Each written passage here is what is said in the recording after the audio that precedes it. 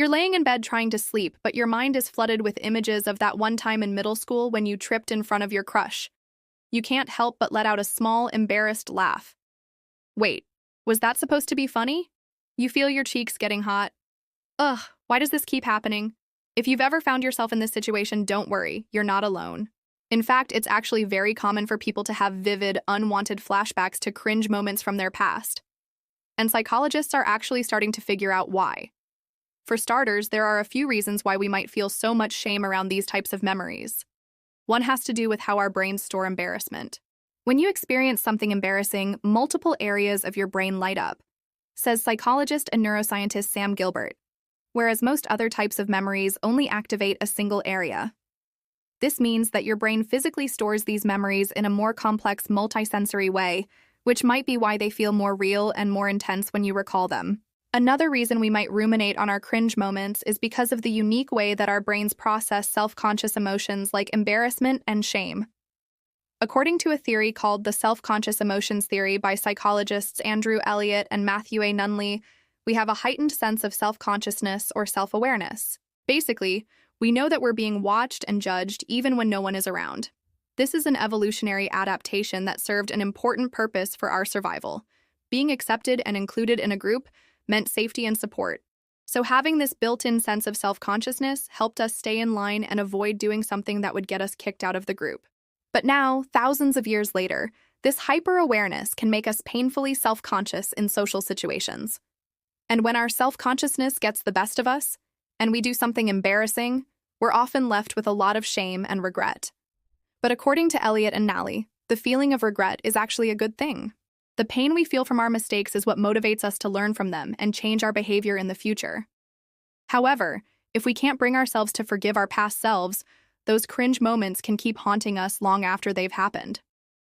One way that we can make peace with our past is by reframing the negative narratives that we tell ourselves about them.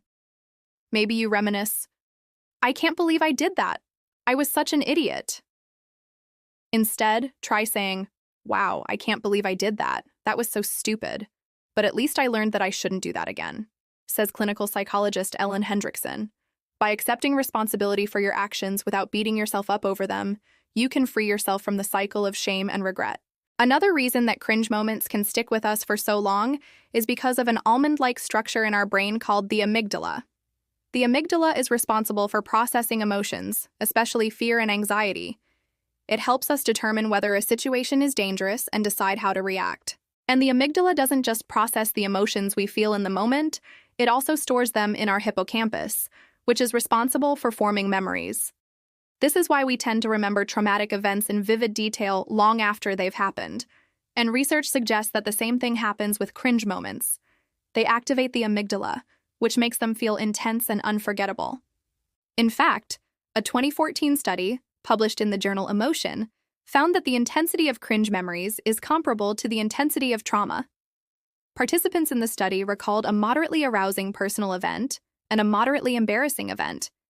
Then they rated how intense each memory was.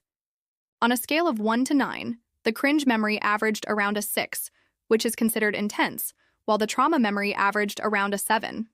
Not only that, but the participants also reported that they relived the cringe memory for longer than the trauma, although the duration of the memories themselves were similar. The researchers concluded that cringe memories may pose a similar threat to our well-being as traumatic memories, at least in some cases.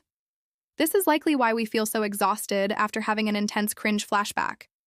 Our body responds to these memories like it would respond to a physical threat, triggering a stress response that makes us hyperventilate, sweat, and feel on edge. So the next time you find yourself having a cringe flashback, try to take a deep breath and remind yourself that it's okay to feel embarrassed sometimes. Everyone does. It's what we learn from these experiences that matters. Thank you for watching this video.